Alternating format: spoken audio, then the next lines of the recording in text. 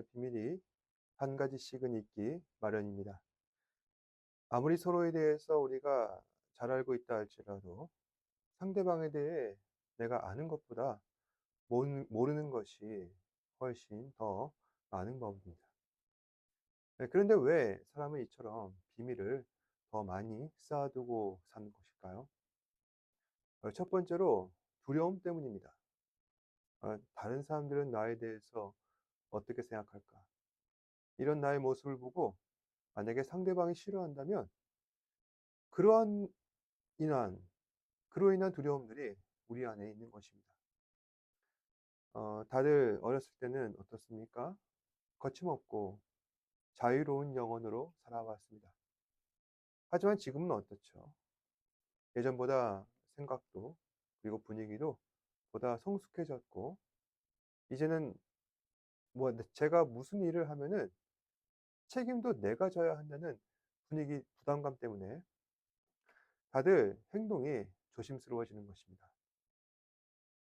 그래서 사람들은 어른이 되면은 자신을 드러내려 하지 않고 저마다 마음속에 비밀을 쌓아두며 살고 있는 것입니다.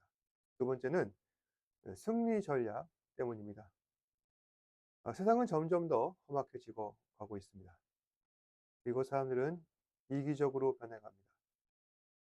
만약 제가 솔직하게 모든 것을 다 상대방에게 털어놓고 보여준다면은 그런 상대방은 나를 관찰하게 되고 분석하여서 나를 이길 수 있는 전략을 짜게 된다는 것입니다. 그래서 되도록이면 사람들은 나의 있는 그대로의 솔직한 모습을 보여주는 것보다 보여주고 싶은 것, 남들보다 더 나아 보이는 것을 공개하는 겁니다. 이러한 속성을 잘 이용한 게 바로 SNS죠. SNS는 어떻습니까? 보여주고 싶은 것만 골라서 보여주기 때문에 나의 솔직한 모습은 더 깊숙이 감추어 두게 됩니다. 마지막으로 바로 죄 때문입니다. 사람은 누구나 다 죄를 짓고 살아갑니다. 세상의 법을 어기면서까지 죄를 지으려는 무리를 시도하는 사람들은 없겠지만은 마음속으로는 우리 안에 크고 작은 죄를 범하며 살아갑니다. 그러다 보니 사람들은 마음으로 짓는 죄에 대한 가책이 없습니다. 그래서 법을 악용하는 사람들은 법에 저촉되지 않는 범위 내에서 양심의 거리낌 없이 자기 마음껏 죄를 짓고 살아갑니다. 이것은 어느 한 개인의 문제가 아닙니다. 인류 보편적 속성이 그러합니다. 바로 인류의 조상 아담이 범한 죄악의 씨앗이 우리 안에 들어와 있기 때문에 죄를 지은 사람도 죄를 짓지 않은 사람도 전부 다 마음속에 비밀을 품고 살고 있다는 것입니다. 혹시 나에게 있는 죄와 수치심이 드러날까 봐 자신을 꽁꽁 싸매두고 나의 안에 있는 작은 일도 비밀로 감춰두며 살고 있는 것입니다. 이처럼 사람들은 크고 작은 비밀을 안고 살아갑니다. 그리고 비밀의 이유는 방금 말씀드린 대로 내 안에 있는 두려움과 승리 전략과 죄 때문이라 할 수 있습니다. 남들이 무서워서 두려워서 비밀을 쌓아두고 약한 모습을 드러내기 싫어 비밀을 쌓아두는 것은 충분히 그럴만합니다. 하지만 죄의 경우는 전혀 다른 성격이라 할 수 있죠. 왜 그럴까요? 우리 안에 있는 죄의 문제를 해결하지 않는다면 그것은 영원한 사망으로 이어질 수도 있기에 아무리 우리가 비밀을 갖고 있다 할지라도 하나님께서는 우리 안에 있는 죄를 추적하시기에 죄는 어떠한 경우에도 우리는 각별히 유의해야 한다는 것입니다. 오늘 함께 읽으신 말씀은 다윗이 하나님 앞에 죄를 범하는 내용인데 사실 지금까지 다윗은 단 한 번도 하나님의 말씀을 어기지 아니하고 또한 사울처럼 특별한 말썽도 일으키지 아니하고 오히려 백성들을 잘 다스리는 모범적인 왕으로 지내왔습니다. 하지만 밤에 홀로 궁을 거니는 동안 한 가지 죄를 범하게 됩니다. 다윗은 궁전 높은 성루에 서 있었고 그 아래에서 한 여자가 목욕을 하는 것을 보게 됩니다. 그러자 그 마음 가운데 음욕을 품게 되고 그 안에 죄가 들어옵니다.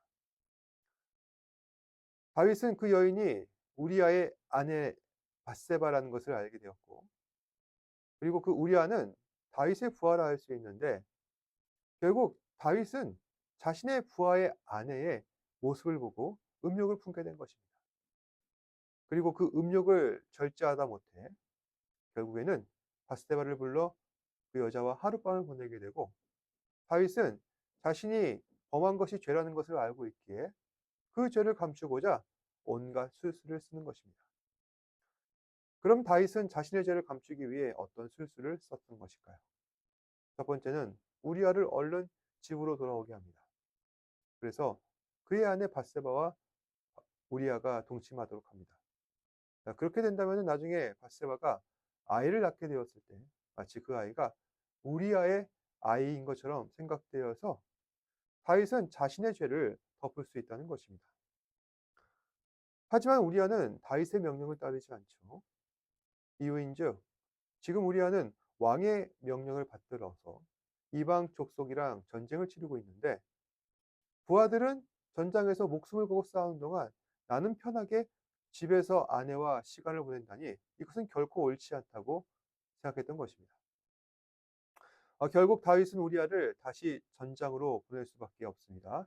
그런데 가장 치열한 전투 현장으로 보내게 되었고, 결국 거기서 우리아는 전사하게 되어 자신의 남편을 잃고서 슬퍼하는 그 우리아의 아내 밧세바를 다윗은 자신의 아내로 맞이하게 됩니다. 그렇게 된다면 다윗으로서는 어떻겠습니까? 죽은 부하의 아내를 극진히 돌봐준다는 아주 좋은 왕이라는 명분을 얻게 되고, 또 나중에 불륜의 결과로 낳은 아이에 대한 책임도 질 수 있게 되는 것입니다. 돌이켜보면 다윗이 참 철저하고 교묘한 일을 했다는 생각을 합니다. 다윗이 우리아를 아내와 동침시키게 한 것도, 그리고 우리아가 다윗의 아내로 맞이하게 된 것도, 그것은 모두 다 자신이 저질러버린 불륜을 덮어두기 위함입니다. 그래서 과연 다윗은 밧세바를 사랑하긴 한 것일까? 또 그 뱃속의 아기를 사랑하긴 한 것일까? 이런 의문이 듭니다. 결국에는 모든 것은 다윗이 자신의 죄를 감추기 위하고 그 비밀을 지키기 위한 것입니다. 하지만 사람은 이처럼 모든 것을 감춰두어도 하나님께서는 우리의 모든 비밀을 다 알고 계십니다. 어느 날 아무 일 없을 것 같았던 다윗에게 아주 청천벽력 같은 일이 벌어집니다. 그것은 바로 나단 선지자가 다윗에게 찾아온 것이었습니다. 나단 선지자는 왜 왔을까요? 바로 하나님의 말씀을 전하기 위한 것이죠. 한 가지 비유로서 나단은 말씀을 전하는데, 그 이야기는 한 부자가 가난한 사람의 작은 암양 새끼 한 마리를 취하는데, 그 암양은 다른 사람을 대접하기 위해 잡았다는 것입니다. 그러자 그 얘기를 들은 다윗은 발끈합니다. 어찌하여 가난한 사람의 암양을 부자가 그것을 취하여서 다른 사람을 대접할 수 있겠냐. 너무 잘못된 일이다. 그러자 나단은 바로 즉시 반격을 하죠. 그 사람이 바로 당신이다. 당신이 부하 우리아의 아내 밧세바를 간음하여서 자신의 죄를 덮고자 이제는 우리아까지 죽여버리고 파렴치하게 그 밧세바를 아내로 맞이하여서 자신의 것으로 삼아버렸다. 다윗은 나단이 모든 것을 알고 있다는 것을 알게 되자 두려워서 벌벌 떱니다. 내가 정말 신중하게 이 일을 잘 처리해서 아무도 모를 것이라 생각했는데 나단이 과연 어떻게 알고 있었을까? 아, 하나님께서 보낸 선지자니 하나님께서 알려주신 것이구나. 그리고 하나님께 앞에서는 아무것도 감출 것이 없구나. 그럼 하나님께서 반드시 나를 벌하실 것이다. 그러자 즉시 회개하여 엎드리는 것입니다. 나단은 다윗이 시치미도 떼지 아니하고 순순히 인정하여서 머리를 조아는 것을 보자 다윗이 정말 자신의 죄를 인정했다는 것을, 그리고 뉘우쳤다는 것을 알게 됩니다. 대체 어떠한 점에서 그랬냐면은 13절에 내가 여호와께 죄를 범하였노라. 다시 말해 나단은 아니 다윗은 나단이라고 하는 한 사람에게 엎드린 것이 아니라 하나님께 엎드렸다는 것입니다. 그러면서 왕으로서의 신분, 체면 그 모든 것에 대해서 아랑곳하지 않고 바로 인정해 버려서 '나는 정말 죄인이다.'라는 것을 그 앞에서 고백했다는 거죠. 이것이야말로 진심으로 그 죄를 뉘우쳤다는 증거가 되는 것입니다. 세상에서는 자신이 저지른 죄에 대해 인정하지 않은 사람들이 참으로 많습니다. 여기에는 여러 가지 이유가 있을 수 있죠. 근데 그중에 하나는 이런 생각을 갖는 겁니다. 만약 내가 죄를 인정한다면은 나의 모든 것을 부정당한다는 그 두려움 때문에 사람들은 자신의 죄를 인정하지 못하는 것이죠. 특히 잃을 것이 많은 사람일수록 내 안에 있는 죄를 숨기고 싶어 하는 것입니다. 다윗의 경우가 그렇습니다. 다윗의 신분은 무엇입니까? 왕입니다. 많은 백성들로부터 최고의 성군이라 인정받는 이스라엘의 왕이었습니다. 명예와 지위와 신뢰와 존경, 그 인기를 생각하면은 다윗에게 얼마나 잃을 것이 많겠습니까? 뿐만 아닙니다. 수많은 아내들도 있고 자식들도 많습니다. 만약에 정식으로 왕비를 맡는 것이 아니라 부하의 아내와 불륜을 저질러서 부적절한 관계를 맺었다고 소문이라도 난다면은 그것은 남편으로서 아버지로서 명예가 실추되는 것이죠. 그럼에도 불구하고 다윗은 모든 것을 감수하고 하나님 앞에 엎드리는 것입니다. 바로 이 점이 대단하다는 것이죠. 그래서 하나님께서도 이 점을 감안하셔서 다윗을 살려주신 것 같습니다.